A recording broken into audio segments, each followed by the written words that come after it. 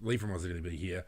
Today I want to talk about subjective value and music and sports. So, in the last probably week or so, I've seen a number of articles pop up. They're talking about musicians and sports women in particular not being worth as much as they think they are. A lot of people saying, well, we don't support women in sports enough. We don't support musicians enough.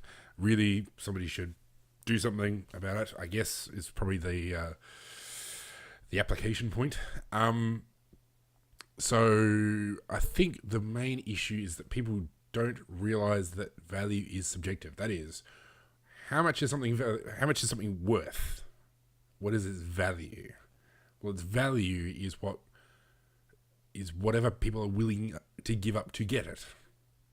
So I think the issue for the people who don't think we do enough to support women in sport and don't do enough to support, to support musicians is they believe in the Labour theory of value. That is, things are worth as much effort you put into it. That's why they say, well, the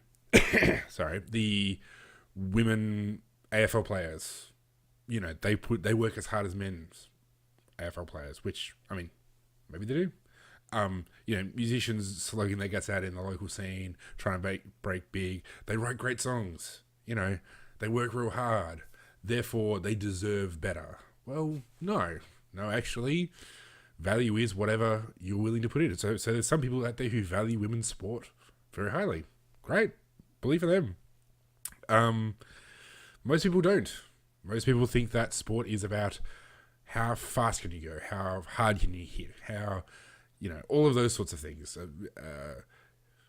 And women, unfortunately, because of their genetics, are not as good. They don't run as fast, they don't hit as hard.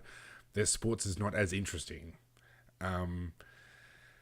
There's lots of musos out there who maybe they do write great songs for some people. Music is an incredibly subjective experience. So be it. Okay, well, but not everybody believes that. Not everybody thinks that your songs are good. Some people, everybody has a different opinion on music. And so how do we measure the value of what other people think? Well, are they willing to give up their money for it? How much of their money are they willing to give up to it? Maybe they'll be willing to give up $5 for an album. Maybe they're willing to pay $10 to see women's AFL. But, they're probably not willing to pay $20 for an album or pay $40 to see women's football. They're just not. If they were, then women would get paid as much as men in sport. Then then that specific musician would it be as big as if people loved that musician and willing to pay as much to see that musician as they're willing to pay to say U2 or the Eagles or whoever it is, Metallica. That would be successful. It's not. There's no bias in the system. There's only what do people want. Now, what people want might be affected by bias. Sure, okay, that's neither here nor there. That's just the way things are. That's a whole separate discussion of what is it that people value and why. All economics helps us understand is, well, what do people value? There's nothing beyond that. And the reality is, they don't value those things. And if you value these things and you want other people to value those things, then persuade them otherwise. But there's no point complaining that people don't like what you like. Lots of stuff that I like that others don't like. So what? They have no obligation to like what I like, and they have no obligation to like what you like.